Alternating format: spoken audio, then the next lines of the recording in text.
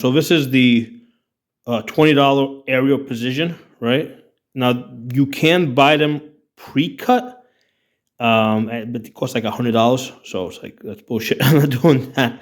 So I get the $20 ones from Aerial Precision, and I use a grinder. And I just I lock it into a vise and I just grind it down. And the benefit of this is your fingers sit straight there, and as you're rolling this back and forth, it's not it doesn't interfere, because otherwise if you get it like full length on this side, right, when you kickstart it, it's gonna hit your finger. Okay, so the Aerial Precision, if you notice, it sticks out more. You can see how there's more space there. Okay, if you get the Tri-B, okay, it sits more flat. So if you got one of these grips that are a little bit fatter, you're gonna want the Aerial Precision. Okay, but if you want the this whatever you call this thing, the switch, to be as flat as possible, then you're gonna get the Tri-B one. The Tri-B is actually cheaper. It's like $8 right now at Optics Planet. So I use both.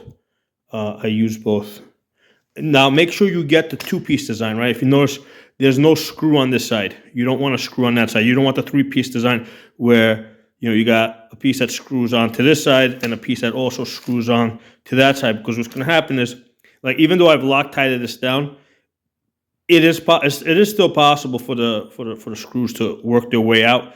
And if the screw comes out, and you're going to lose the piece, right? Not a big deal, because you've got this side. You can still work it, right? So this piece is never going to come out, because that's it's a single piece, right?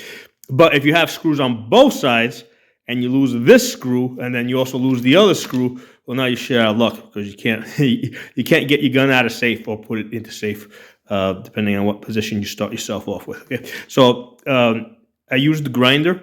Like I said, you could use a Dremel. Now, if the different color bothers you, that's not a big deal. You just take a little Sharpie and you just do a little paint worker. And believe it or not, because I've done this plenty of times, it's not going to stay as shiny as you see it right now, but it doesn't. That's where I marked it earlier with the gray. It's not going to stay as shiny as you see it right now. It's actually going to blend in, and it will kind of sort of fade in. It will come off, but it won't come off completely. So it looks like a little worn, but it doesn't look like it's completely off. So again, this is if you get the Aerial Precision, it's $20. Right? If you get the Tri-B, it's $8 right now. Now, if you get the Tri-B one, it is hollow on the inside, right? So it's a little bit. It is hollow. What I do is, when I grind it down, because there's like three levels over here, right? I grind it all the way down.